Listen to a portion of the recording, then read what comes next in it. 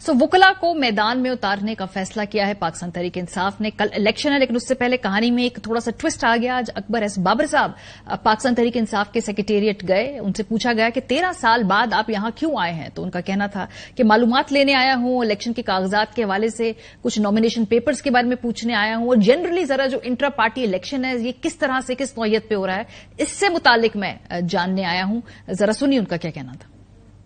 13 साल बाद पीटीआई के मरकजी दफ्तर में आया हूँ और हमारी मकसद आने का सिर्फ ये है कि हम चाहते हैं कि जो इंट्रा पार्टी इलेक्शन होने जा रहे हैं इस हवाले से मालूमात हासिल करें, कागजात नामजदगी, इलेक्शन के तरीक़ेकार, वोटर लिस्टें, ताकि जो पीटीआई के कई फाउंडिंग मेंबर्स हैं जो इस इलेक्शन में हिस्सा लेना चाहते हैं, वो चाहते हैं कि इसके जो तरीक़ेकार है उनको मालूम हो, कागजात नामजदगी हमें दिए जाएं ताकि हम वो जमा कराएं और कल जो इलेक्शन होने जा रहा है उसमें भरपूर शिरकत कर सकें। तो इसलिए हम यहाँ पे इस हवाले से बात करेंगे प्रोग्राम के पहले हिस्से में। बैरिस्टर इंतजार हुसैन पंजोता साहब हमारे साथ मौजूद हैं वीडियो पे, और ये इसके अलावा अकबर एस बाबर साहब बानी रुकन पाकिस्तान तहरीक इंसाफ के हमारे साथ मौजूद हैं। उनसे भी हम गुफ्तगू करेंगे। मेरे ख्याल अकबर एस बाबर साहब से आगाज इसलिए करते ताकि हमें पता चल जाए कि इस वक्त जो गुफ्तगू वो क्या चाह रहे हैं, वो किस तरह पूरे मामलात को लेने जा रहे हैं। जी अस्सलाम वालेकुम अकबर साहब, आपको आवाज आ रही है? जी वालेकुम अस्सलाम। जी बिल्कुल साफ आ रही है। जी सर, एक तो ये बताइए कि आज आप 13 साल बाद गए, इलेक्शन पाकिस्तान तहरीक इंसाफ का इंटर पार्टी इलेक्शन होने जा रहा है, वहां जाके आपने मालूमात लेनी थी, तो वो सिर्फ मालूमात लेनी है या कोई नॉमिनेशन पेपर वगैरह भी फाइल किया आपने? वहां पे क्या हुआ कि टेक्निकली प्लान था इलेक्शन में हिस्सा लेने का, या ये सिर्फ जाके सुनगुन लेनी थी? जी बिस्मिल्लाह रहमान रहीम। देखिए थोड़ा सा बैकग्राउंड मैं आपको देता चलूं कि चूंकि मैं बानी मेंबर हूं, इसका जो बानी ओरिजिनल जो आइन था उसको हमने बनाया था लेट 90s में, और उस कॉन्स्टिट्यूशन जो बनाने की कमेटी थी उसमें तो मैं मेंबर था।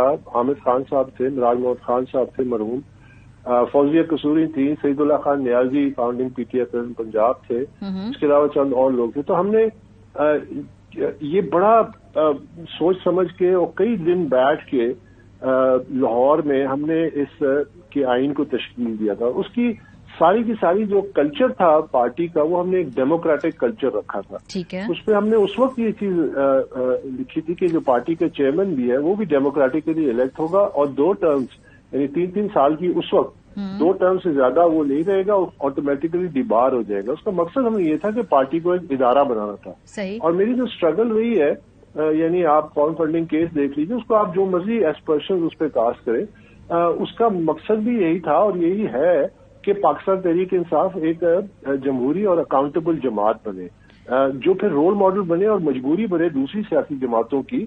और ये मैं बारहा कहता रहूं कि इलेक्शन कमीशन को एक प्रोएक्टिव रोल अदा करना चाहिए, ठीक है, इंट्रा पार्टी इलेक्शंस के हवाले से भी, और न सिर्फ पीटीआई के हवाले से बल्कि तमाम जमातों के हवाले से। बिल्कुल ठीक बात है सर, आपका ये नुक्ता आ गया, ये टेक्निकली आपने इसका कॉन्टेक्स्ट बता दिया। आज का क्या हुआ जरा मैं इस पर पूछना चाहती हूँ। आज का फिर ये हुआ कि चूंकि ये इंट्रा पार्टी इलेक्शन कमीशन के इस फैसले के बाद जो उन्होंने ऐलान किया, उस पर जो तजादात थे वो तो आपने इंट्रो में पेश ही कर दिए।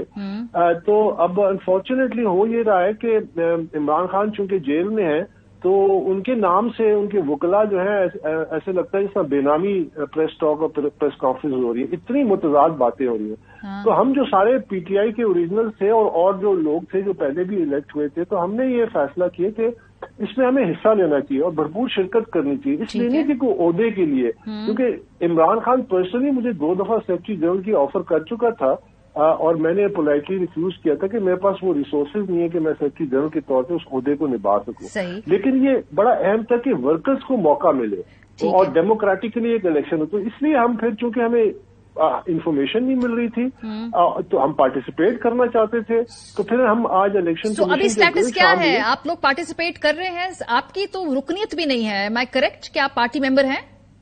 नहीं, ये totally incorrect, because election commission of Pakistan ने 17 मई 2017 को, फिर उसके बाद single bench Islamabad high court, फिर उसके बाद double bench Islamabad high court ने ये वाज़ेह अल्फाज में लिखा है कि I am a member of Pakistan Tehreek Insaf, और एनी सच क्लेम जो ये लोग करते हैं उसकी कोई बेसिस नहीं है। ये डॉक्यूमेंटेड है हाईएस्ट कोर्ट इन इस्लामाबाद हाई कोर्ट, यानी हाई कोर्ट के डबल बेंच अतहर मिनल्ला साहब उस वक्त चीफ जस्टिस थे। हमने अभी एस्टैब्लिश कर लिया कि आप मेंबर हैं, अब आपने पेपर फाइल कर दिए हैं या पेपर, क्योंकि इलेक्शन तो कल है? मैं उसी पे आ रहा हूँ। तो हमने जब पीटीआई के नुमाइंदे के सामने अपनी 3 दरख्वास्तें रखी जो कि रिकॉर्डेड है, हमने उनसे कहा जी हमें कागजात में नामजदगी दिया जाए, जो कि हमारा हक है, किसी भी पीटीआई मेंबर का हक है। नंबर 2, हमने कहा हमें वोटर लिस्ट दी जाए, जो हमारा कोई भी जो हिस्सा लेना चाहता है ये उसका हक है। तीसरा हमने कहा कि इलेक्शन कमीशन, ये जो इलेक्शन के कवानीन है जो आप इंटर पार्टी करने जा रहे हैं, इसके हम ये सिंपल 3 चीजें लेने गए थे। तो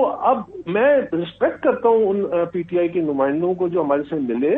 उन्होंने बड़ी क्लियरली कहा जी ये चीजें एग्जिस्ट नहीं करती, हम आपको कैसे दें? अगर ये एग्जिस्ट करती होती तो हम आपको देते। ये तो एक महज कागजी कार्रवाई है और ये तमाम चीजें डॉक्यूमेंट हुई है ऑन कैमरा। सो अभी स्टेटस सर क्या है कि क्या आप लोग हिस्सा ले रहे हैं या यू हैव बीन रिफ्यूज कि आप हिस्सा नहीं ले सकते? आप मुझे बताइए ना कि मैं इलेक्शन में हिस्सा लेना चाहता हूँ, ठीक है, लेकिन मुझे नॉमिनेशन के कागज जब वो कहते हैं कि हमारे पास है ही नहीं, पार्टी सेंट्रल ऑफिस में मैं था, ठीक है, अब इससे ज्यादा और तो कोई ऑफिस नहीं हो सकता। सही, तो अब प्रॉब्लम ये है कि आपको कागजात उन्होंने रिफ्यूज कर दिया, आप हिस्सा नहीं ले रहे, कल इलेक्शन होने जा रहा है। नहीं, उन्होंने कागजात रिफ्यूज नहीं किए, उन्होंने कहा कागजात है ही नहीं, कागजात एग्जिस्ट ही नहीं करते। कागजात देने से रिफ्यूज कर दिया। चले लेट मी करेक्ट। बिल्कुल नहीं, देने से रिफ्यूज नहीं किया। उन्होंने कहा जी हमारे पास कागजात है ही नहीं, ऐसे कागजात सेंट्रल ऑफिस में एग्जिस्ट ही नहीं करते। अच्छा, अब इसमें बड़ा फर्क है। अगर वो हमें रिफ्यूज करते तो हम आज शाम को ही कहीं और कानूनी दरवाजा भी खटखटा सकते थे। उन्होंने कहा जी बाबर साहब ये तीनों चीजें हमारे पास एग्जिस्ट ही नहीं करती पीटीआई से। मैंने कहा कोई और नुमाइंदा बताइए, कोई और इलेक्शन के हवाले से जो मीडिया ये कॉन्टैक्ट पर्सन बताइए। उनका जी दफ्तर में सब कोई नहीं है, हम ही हैं, हम आपको बता रहे हैं कि इस किस्म की कोई चीज है ही नहीं। फिर वहां बलूचिस्तान का एक वफद आया हुआ था, वो भी रिकॉर्डेड हो, कहते जी हम शाम से यहाँ बैठे हैं, हमें किसी किस्म की कोई सहूलत नहीं दी गई, हमें इन मामलों। बाबर साहब आपकी गुफ्तगू से मुझे अंदाजा हो रहा है कि कल अगर इलेक्शन होंगे तो उसके बाद आप इसको शायद कानूनी तौर पे चैलेंज करने लगे हैं, ये जो मुझे लग रहा है आपकी गुफ्तगू से। देखिए मेरी गुफ्तगू तो वाज़ेह है कि काश आज ये ना होता जो हुआ है।